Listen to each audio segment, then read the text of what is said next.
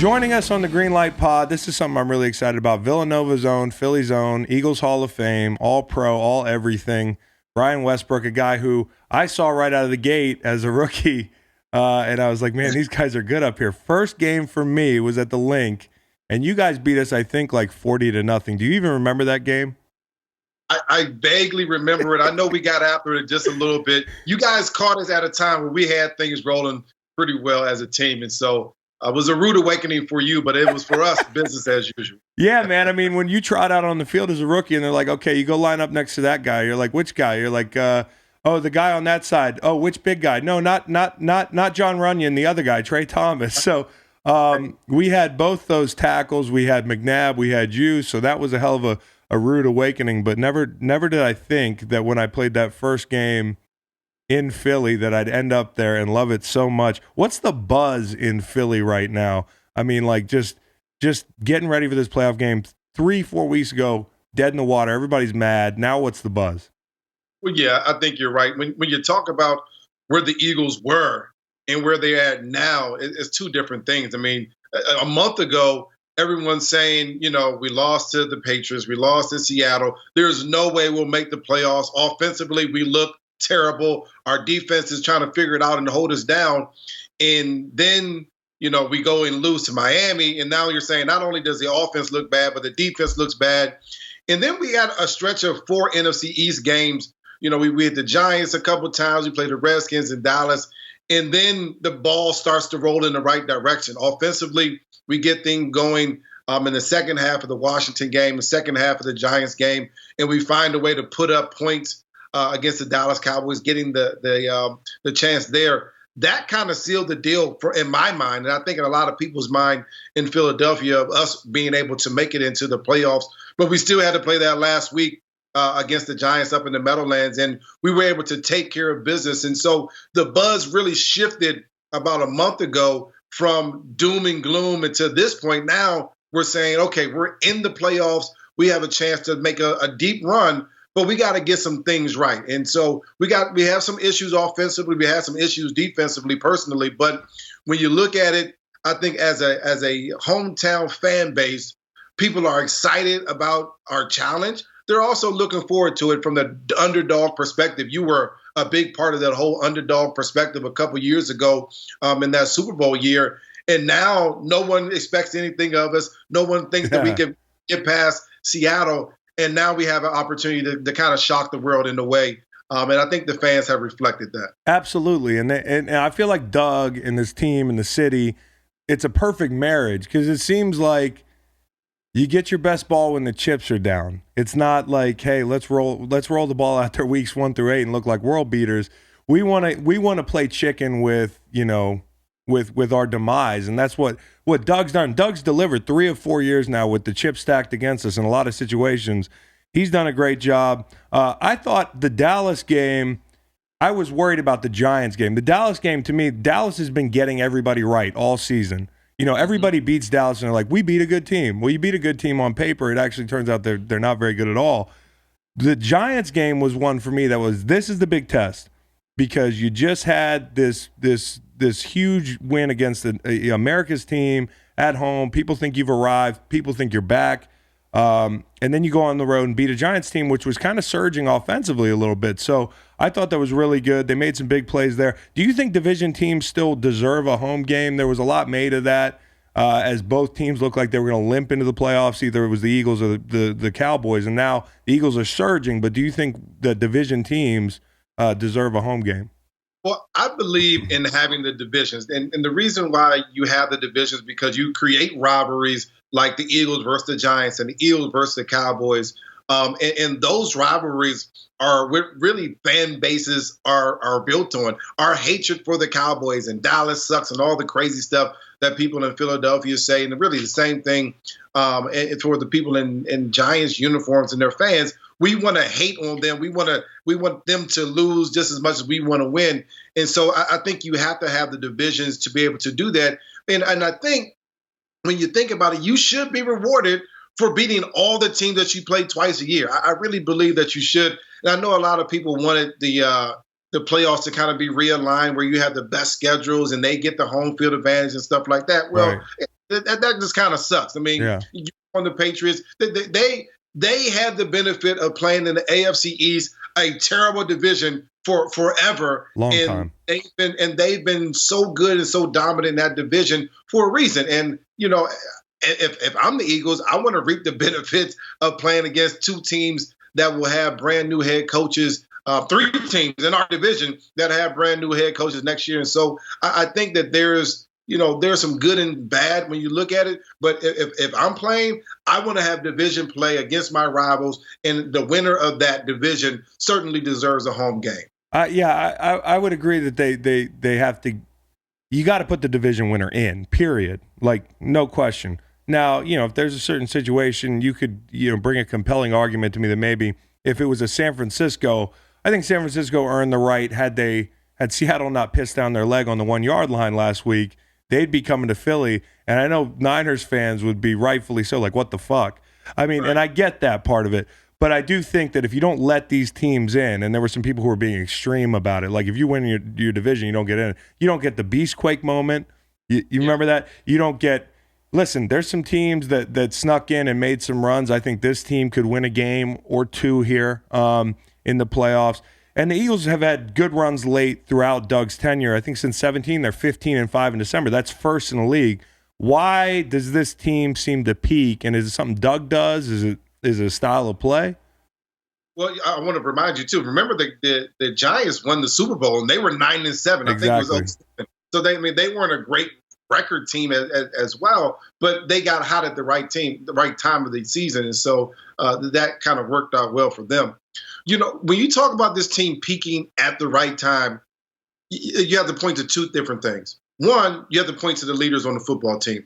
They're getting these guys galvanized, coming together at the right time. Obviously, I thought you were a big leader, especially on the D-line when you were there. Malcolm Jenkins, Fletcher Cox, Carson to an extent, Jason Peters, Jason Kelsey, Lane, all those guys that have been around for a long time.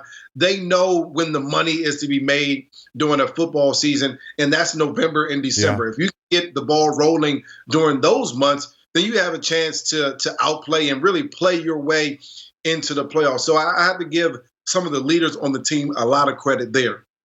I think secondarily, Doug has a way with the guys. And I've never played with Doug. Doug was actually on the coaching staff when I was in Philadelphia. But I know Doug a little bit, and his ability to get the guys to come together despite what's going on, despite what people in the media like myself are saying about a football team, despite what the fans in Philadelphia are saying, he has a way of getting the guys to come together and believing in themselves. And whether it's the underdog, whether it's no one respects us, no one likes us type of thing, whatever that is, Doug has a way of bringing the guys together. And that's why they're 15-5 in December and are playing so well, because Doug can bring a group of guys who haven't performed up to their potential, up to what we thought they were going to perform throughout the season. But in December, he could bring those guys together. And it's really been a beauty to watch, because as an outside guy, as an analyst, I'm saying, Doug is much more of a player's coach. He's a guy that you kind of walk over a little bit. But I think inside the locker room, he gets much more respect than I think analysts would probably give him. And it's a credit to the team, but also to his philosophy and thought process and his approach to the guys in the locker room. It's been pretty cool to watch. Yeah, I thought coming from the outside in, I was like, okay, Doug's a player's coach. That's kind of his rep or whatever. We used to practice our ass off, and training camp was no joke. And, he had his things. He picks his spots, which I think good coaches do. And you've had coaches where coaches have idiosyncrasies. They have stupid rules that you don't like. But if you like the coach, you try to follow it. Even if you're like, I don't feel like tucking my shirt in. That's one with Doug. I used to be like, I don't give a fuck about my shirt. That's not going to make me play better. But if it's important to you, I'll cut the bottom of my shirt so it's not hanging down. I'm going to be, if it's, no flip-flops in the meeting room, I'm going to put some shoes on if that's what's important to you. Not that's a Doug rule. But I think what the biggest thing is, he's a coach that doesn't panic. And as well as I do, coaches do that very well. They panic when the chips are down. They point fingers. They're no more mature than players. They're just coaches. They have offices upstairs. Now, Doug is a guy who doesn't panic. And to Jim Schwartz's credit, Jim doesn't really panic. So I think the lack of panic, and then also his adjustments through the year. Now with with the new CBA, you don't have camp and OTAs to the same effect you used to. So I think like during the year, right now, you're trying your personnel out. Maybe the guys you thought were your studs aren't your studs, and maybe some guys that are buried in depth can actually help you. So I think he's done a good job with that. They're also just a resilient team. You mentioned leadership. Was there a team that you played on in Philly that maybe wasn't the most heralded but was the most resilient? Was there a single team that you remember? We had an 08 team, and, we were just okay throughout the regular season. We kind of got on the road towards the end. We beat the Cardinals and Thanksgiving, and the ball kind of got rolling for us just a little bit at that point. And, we had to have a lot of different things happen for us to get into the playoffs, and we get to the last game of the season, and all those things that had to happen, they all happened for us. And then we go out and we really beat down the Cowboys that last game of the season in Philadelphia. Our defense had a hell of a day. From an offense perspective, our defense played so well, I felt like I was watching someone else play in the game, and because they were playing, and I wasn't even involved offensively. That's how well they played. We went on that year to beat a couple teams in the playoffs, the Vikings. We ended up playing in the NFC Championship game and losing to the Cardinals, who played, I think, the Steelers in the Super Bowl. Yeah. That great catch in the corner of the end zone. That was a great Super Bowl. That's right. So, it was just a resilient team. We overcame injuries. We overcame a lot of different stuff just to be able to make it to that point. And then, of course, we fell short in the end. But, in football, you got to overcome just stuff. Yeah. Because first of all, you're a man, but also you're a player. And so when you're dealing with the man, you got kids, you got family, you got wife, you got girlfriends, you got all different types of things that you're dealing with on your Hopefully personal not both. Some guys maybe. Yeah, a little bit of both. Anyway, and so, but then you talk about things on the field. You're dealing with injuries. You're dealing with infighting with the other teammates. Sometimes you're dealing with different coaching philosophies, and so we were dealing with kind of all of that in the same time, and we were able to find a way to kind of get it done and be able to compete on a high level and make it to the NFC Championship game. So it was kind of a testament to Andy and the leadership on our football team, and we've seen some of that on the 2019 Eagles football team too, with dealing with all the injuries, all the different things that have gone on, some of the infighting with guys being, which was bullshit. I like to me, I can't, and I think if the one place in society that is beautifully straight up, like to the point, and you should be able to communicate directly, is an NFL locker room. Yeah. So if you got a problem with somebody, he's right over there. He's right over there. I don't understand it. I don't get it. The biggest thing that you would think is that, because in the NFL, we always talk about brotherhood. We always talk about, I'm a brother's keeper and things like that. And just to your point, you have the ability to go talk to that man right there. It's man, talk to a man type of deal. And, of course, we don't have women in the locker room. We don't have little kids. It's just men in there. And I got a chance to go talk to you chest to chest, man to man. Mm-hmm. And for some of the guys on the team to kind of break that bond and go outside of that, it's certainly it's not a good feeling inside that locker room. And we had it in a year when we had T.O. there. It wasn't so much, sources that no one knew. We had a pretty good idea where it was coming from, but we didn't handle it in the right way. Those sources didn't handle it in the right way. Yeah. And it kind of led to our demise the next season in 05. Well, it shocked me because once you see the anonymous sourcing thing, I never expect them to be back here in this situation. They've overcome a lot. This is going to be a different game Sunday than it was the first game. There's a number of reasons, right? You've got Carson and Penny out, right? Because you have Clowney in, right? He's going to play. You've got probably some issues on the right side of your line. The game goes 17-9 the first time. I still think it's low scoring. How do you see the flow of this game going? How's it going to be different? Well, I mean, just to go back to that last game, Rashard Penny, he had a good game against us running the football. I think our rush defense is much better now than it was before. I know that Russell Wilson left 14 points on the field. Absolutely. Period. The Hollister throw, right? Wide open, and then Metcalf dropped. Yep. Mm-hmm. So, I mean, they left 14 points on the field. I think offensively, despite having less talent, I think we're a better group, which is kind of to say. I think that they can figure out how to get Miles Sanders going just a bit. That's going to help the offense. But most importantly, the Seattle Seahawks defense is just it's not a great defense. Obviously, it's not the Legion of Boom. They haven't done a great job of attacking quarterbacks.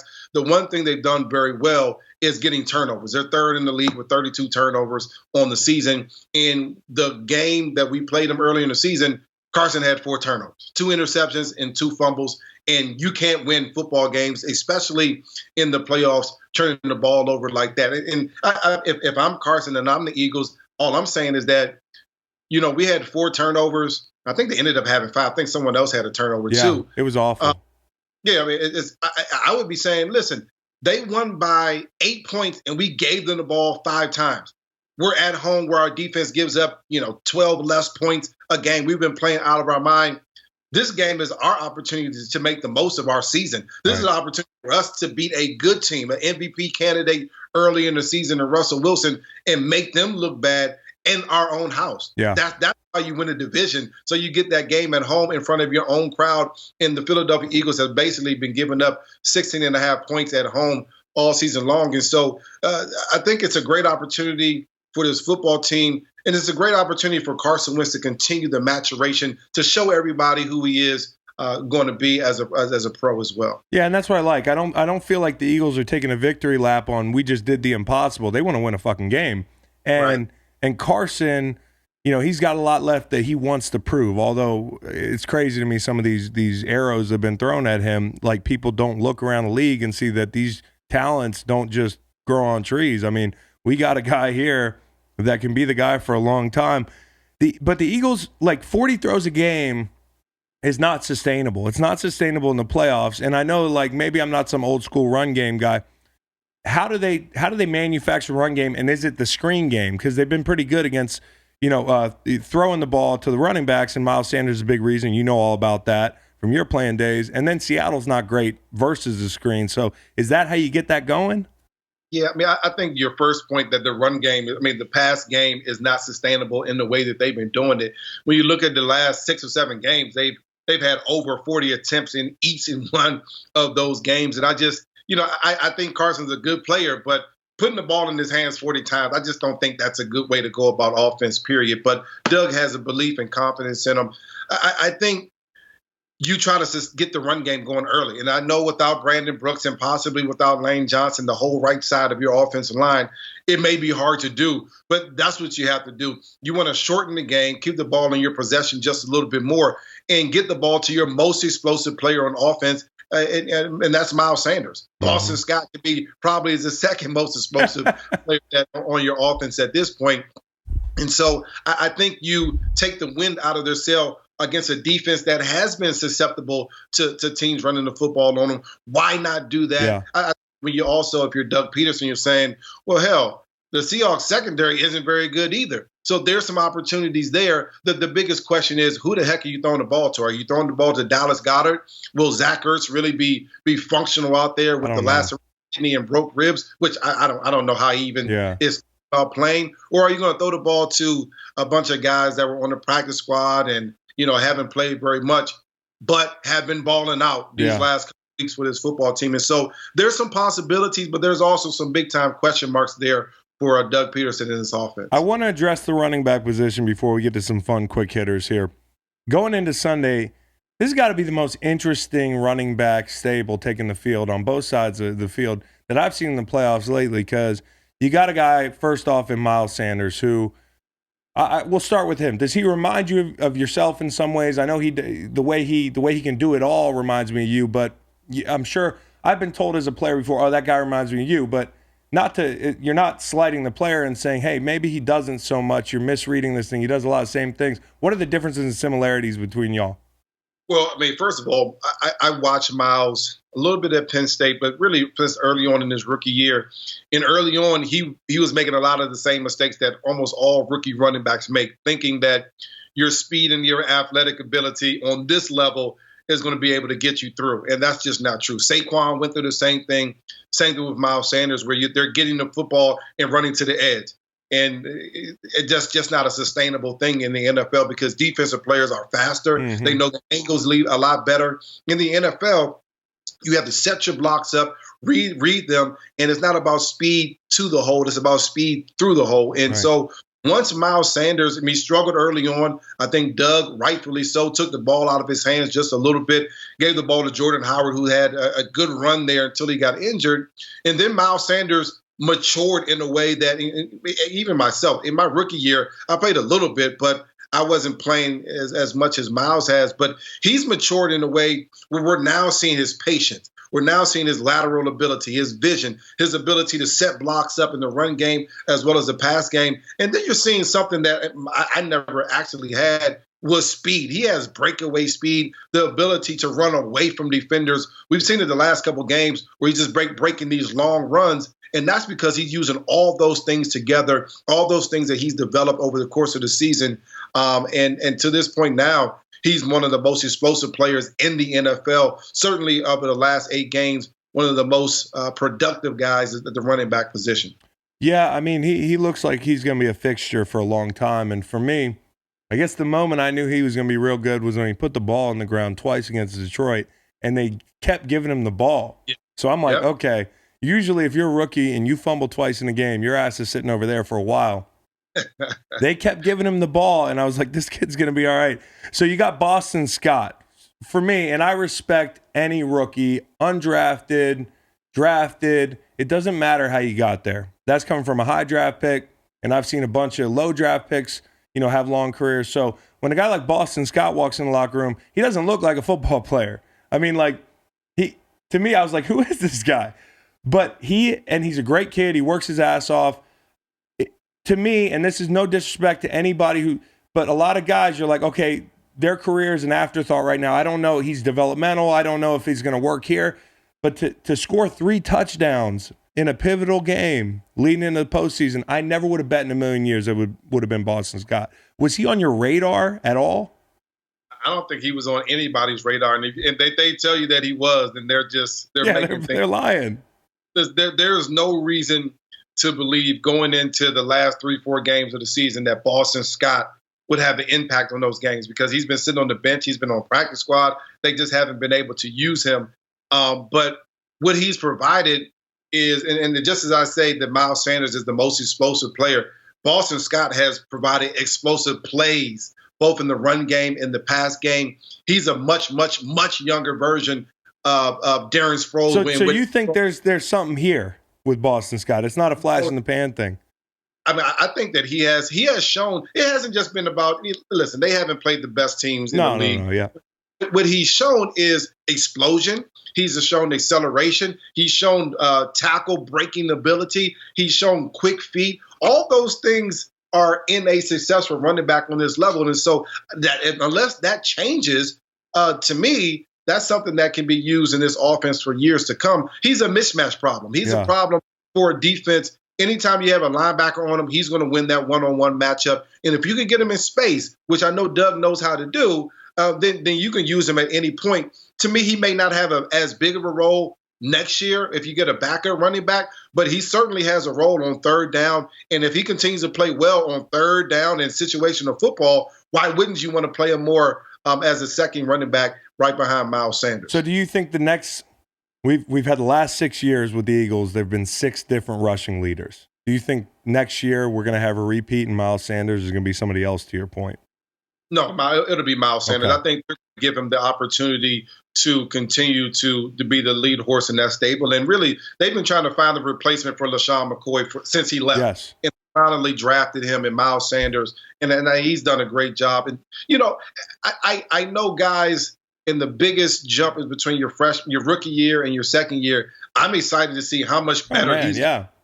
I mean, he's good already, but how much better is he going to get? I think that's going to tell really the tape for the rest of his career. Especially if you can next year find a piece, whether it's DeSean coming back or some other guys, you can stretch the field. And the underneath stuff's a lot more there.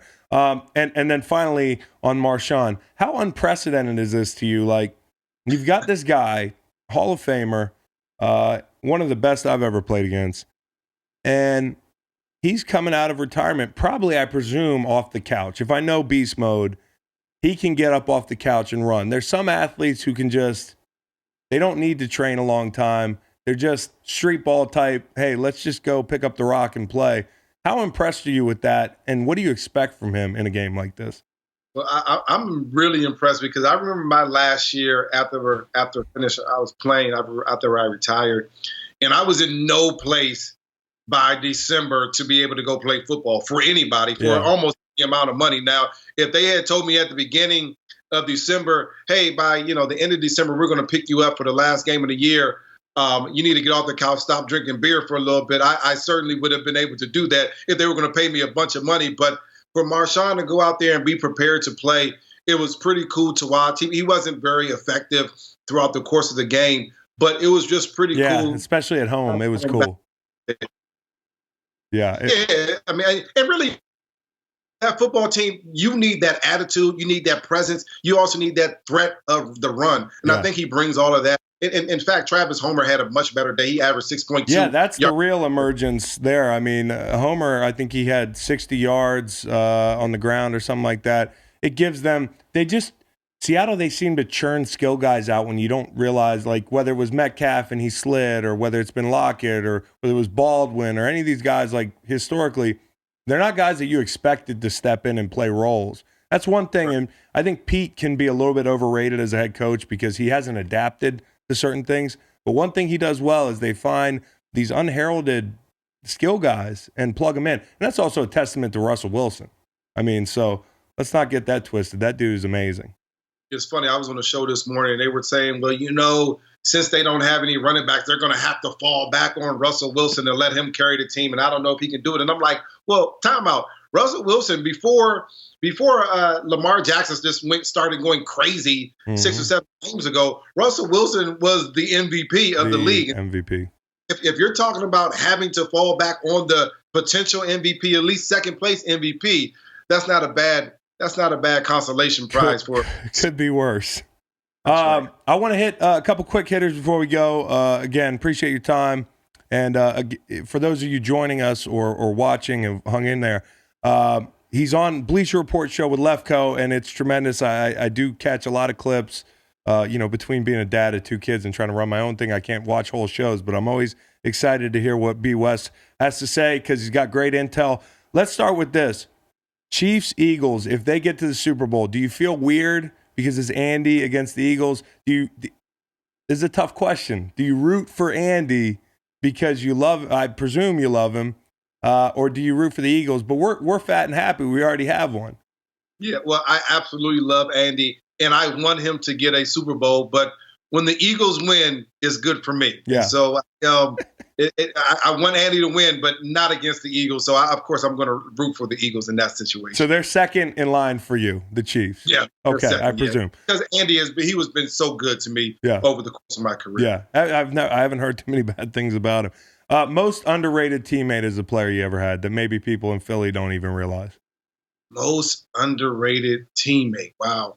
I think a lot of people don't understand the importance of a center. And because my ability to play and be able to be successful depended upon my offensive line, and obviously the receivers to a lesser extent, but our offensive line just to get it done.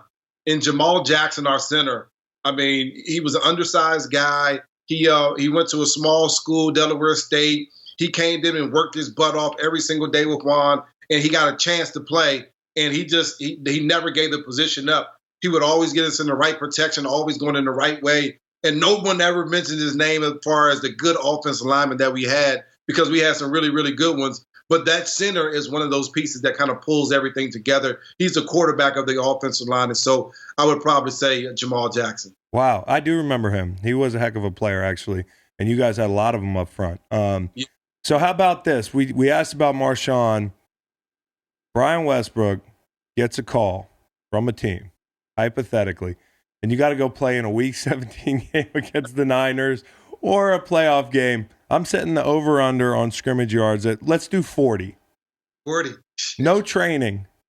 Well, here's the thing. The question has to be, can I run 40 yards? I mean, I'm talking about without a helmet or shoulder pads or anybody else on the field. Hey, toradol does wonders.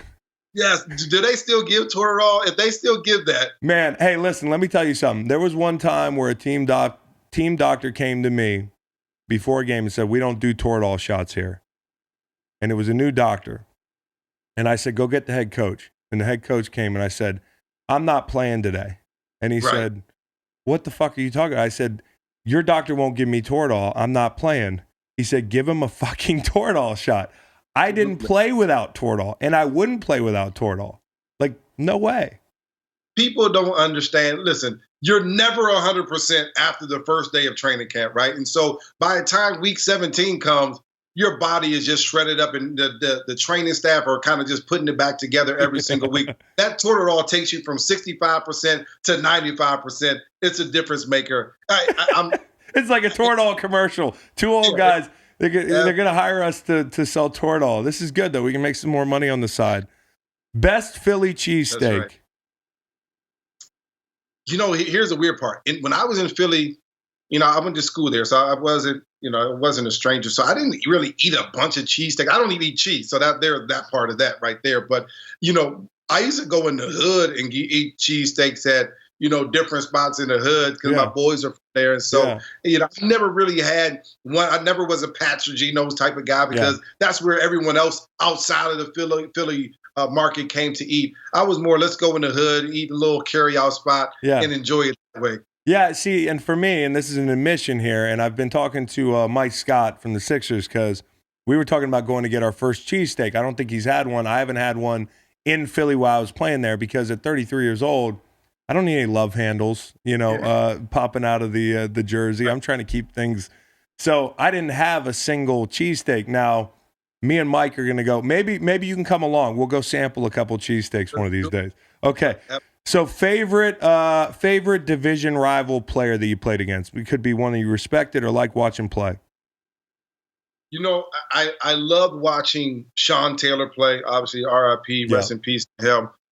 It was weird because when Sean was a rookie, they came to Philly to play, and I was just kind of warming up on the field, and I saw him underneath the goalpost with his hands up, and he had a big bush at the time. He's 6'4", and it looked like from the other end zone where I was at that he was touching the damn goalpost. And I saw him running around, and I'm like, he's fast. I'm like, okay, well, initially, based on his height, you're saying he's a DN. Then I'm saying running around, I'm like, they don't got no wide receivers at 6'4".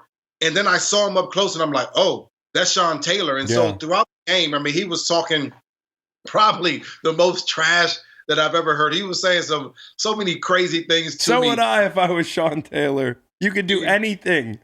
And he could back it up. I mean, he was able to cover from hash to hash, from sideline to sideline. And then after the game, after talking bad about me, my mother, my family, everything, he came up to me, gave me a hug, was like, oh, man, it was great to play against you. And I'm looking at him like, what's wrong with you? But he was a great player. Obviously, you hate to see the way things ended for him. So I love playing against him the few times we were able to do that.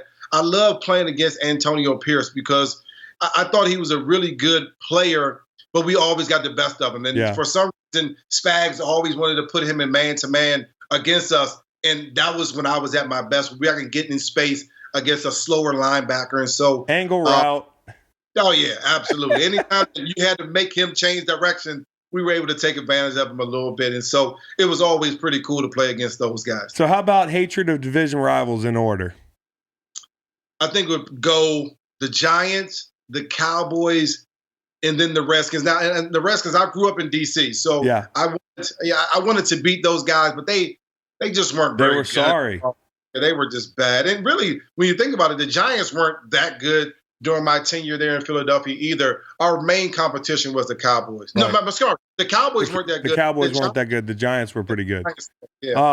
What's the loudest you ever heard the link as a fan now and as a player? I was there. It's the same games. The NFC Championship game when you guys played. What was it? Atlanta. NFC Championship game. Minnesota. Minnesota. Yeah. Mm-hmm. It was huge. It was loud, and I think really for me, it was the NFC Championship game when we played Atlanta back in 04, 05. when we were headed to the Super Bowl. We ended up winning both of those games that I'm talking about. But the crowd for us was going crazy because we haven't been to the Super Bowl in a long time. And I think for you guys, it was going crazy. Obviously, you haven't been to Super Bowl in a long time. But also, at the beginning of the season, I didn't expect you guys, and I don't know the fans expected you guys to be as good as you were. And in fact, the underdog mask and the underdog philosophy was built that year because nobody else thought it either. Yeah. And I think the fans was kind of showing their appreciation. Man, I remember we said when we ordered those masks, it was the scariest thing in the world because it was like, we're either going to look like the biggest bunch of morons and we're going to be memed for a decade. Like, Crying Jordan was big back then. Right. They would have been Crying Jordan. I was waiting the entire playoffs for somebody to Crying Jordan or German Shepherd mask. But, you know, that was the great thing about it. We push all the chips on the table, and that's what you got to do in the playoffs as an underdog. Lastly, last question. The rest of the division, they all either just found a head coach or they're looking for head coaches. All things considered, that includes Jerry, Gettleman, the quarterbacks, anything. Allen, what's your most attractive job out of those three if you're a head coach? I think I would go with let me hear some factors. So if you're talking about Dallas, you're saying they probably have the most experienced players, guys that have done it the most in the NFL. But you got to deal with Jerry every single day and him kind of. And the window's closing. Absolutely. And so the offensive line is getting a little bit older. They've been underperforming. So I put that there. I'm thinking about it. In Washington, Daniel Snyder's not as bad as Jerry, but he's made a lot of bad decisions there. Sounds like he wants to kind of change that around. You got a young quarterback. You got some young, very good skill position receivers out there. I think they'll have to draft another running back because Darius Geis hasn't remained healthy. Yeah, it's been tough as far as that goes. So there's a situation there. And then when you think of the Giants, just personnel wise, do you want to deal with a very young quarterback, a very good running back in Saquon? But you know, and they got some good skill position too, good wide receivers. So you know, if I want to win right now, I'm going to Dallas and trying to figure out a way to deal with Jerry. But I think in the future, and I think the Giants are probably the best organization out of all three. But I also worry about their ability to get over the fact that the Giants and the Redskins have young quarterbacks, and who really knows what happens to quarterbacks in this league? Sometimes they pan out, sometimes they just don't. Yeah. And that jump between their first year and their second year is going to be huge. And I guess we kind of will see who Daniel Jones will be, as well as Dwayne Haskins. Well, it'll be interesting to see. Right now, I am happy to say the Eagles have a vice grip on the NFC East, baby. And it looks like if they can make the right moves, that'll keep on happening. No matter what happens Saturday, I would say this. I think that Philly will respect this team for the resiliency, whichever word that is. I mean, you're the more educated radio guy than I am. But they'll be respected for a long time, I think. And we'll see what happens Saturday. So, Brian, thanks for joining us. Again, you can catch B. West on, Bleacher Report with Lefko. What's the name of the show? It's the Lefko Show. Lefko Show. I think it should be called the Westbrook Show. I think it's kind of fucked up. So tell Lefko I said that. Anyways, dude, join us anytime. We really appreciate the time, and go Birds. And I'll catch you up in Philly. Sounds good, brother. Take care. Thank Good talking to you. Okay, B. Thank you very much.